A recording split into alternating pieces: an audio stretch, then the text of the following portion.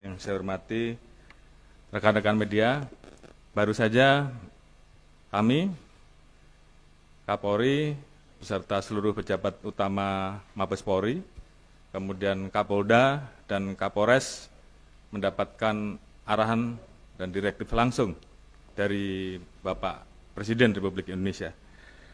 Ada beberapa poin yang tentunya menjadi catatan kami untuk kita tindak lanjuti.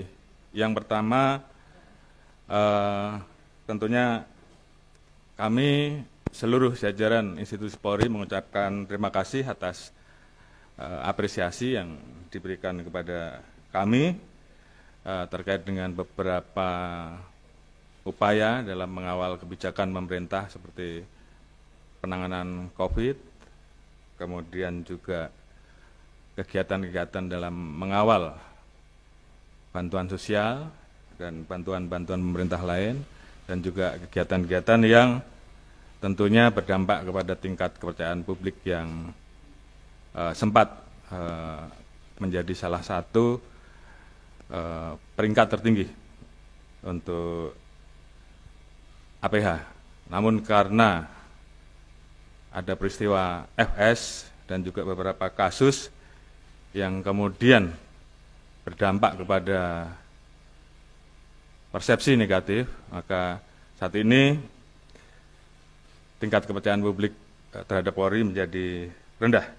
Oleh karena itu, arahan dari beliau jelas dan tegas bahwa kami semua harus solid untuk bersama-sama berjuang melakukan apa yang menjadi tugas pokok fungsi kami, pelindung, pengayom, pelayan masyarakat, responsif terhadap apa yang menjadi keluhan masyarakat, respon cepat, dan kita memiliki sense of crisis di tengah situasi yang sulit ini, sehingga kita bisa melakukan upaya-upaya Harkamtibmas dan penegakan hukum seperti apa yang diharapkan oleh masyarakat. Tentunya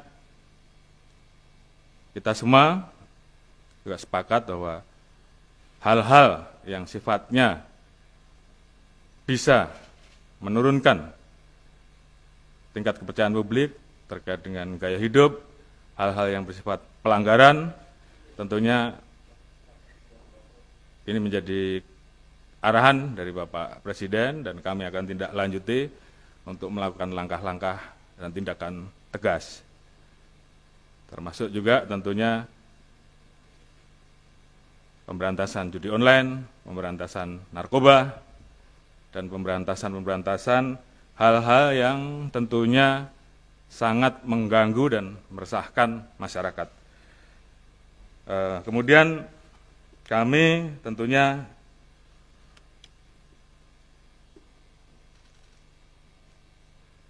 akan melaksanakan arahan dan perintah beliau untuk mengawal pemerintah daerah, baik dari tingkat kabupaten, kota, provinsi, dalam situasi global yang saat ini sangat sulit, bagaimana kita mengawal agar yang namanya harga-harga bisa terkelola, bisa terkendali, tingkat inflasi bisa kita kawal, kegiatan-kegiatan pembangunan bisa kita kawal, dan semuanya tentunya menjadi bagian yang harus terus-menerus kita laksanakan.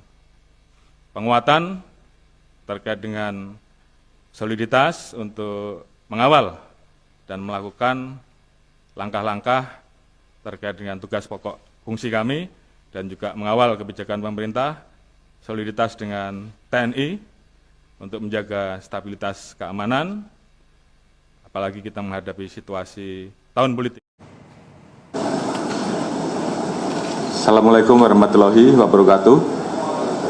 Salam sejahtera bagi kita semua. Yang saya hormati Pak Kapolri, Pak Irwasum, Pak Kabar Eskrim, Jabat Utama Mabes, Pak Kapolda Metro, serta tentunya seluruh rekan-rekan media.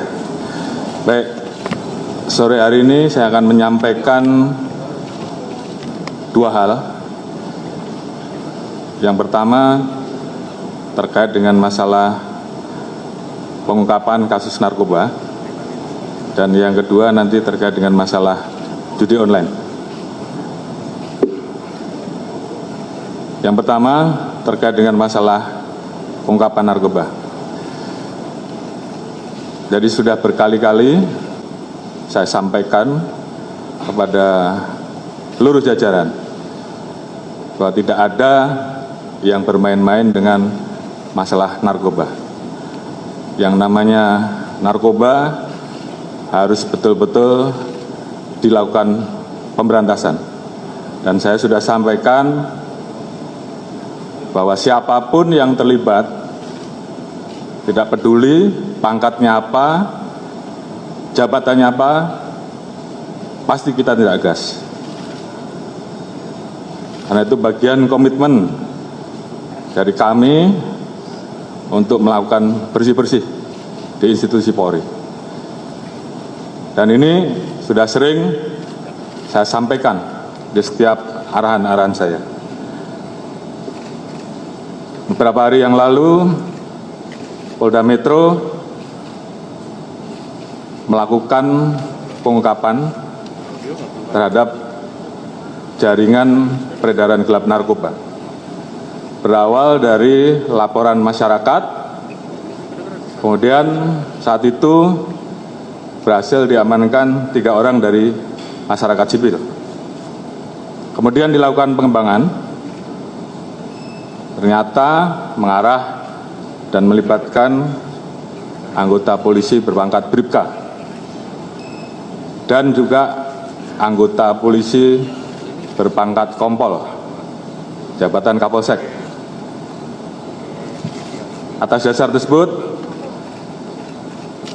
saya minta untuk terus dikembangkan dan kemudian berkembang pada seorang pengedar dan kemudian mengarah kepada personil oknum anggota Polri yang berpangkat AKBP, mantan Kapolres Bukit Tinggi. Dari situ kemudian kita melihat ada keterlibatan Irjen TM. Atas dasar hal tersebut, kemarin saya minta Kadifropam untuk menjemput dan melakukan pemeriksaan terhadap Irjen TM. Tadi pagi telah dilaksanakan gelar untuk menentukan, dan saat ini Irjen TM dinyatakan sebagai terduga pelanggar dan sudah dilakukan penempatan khusus.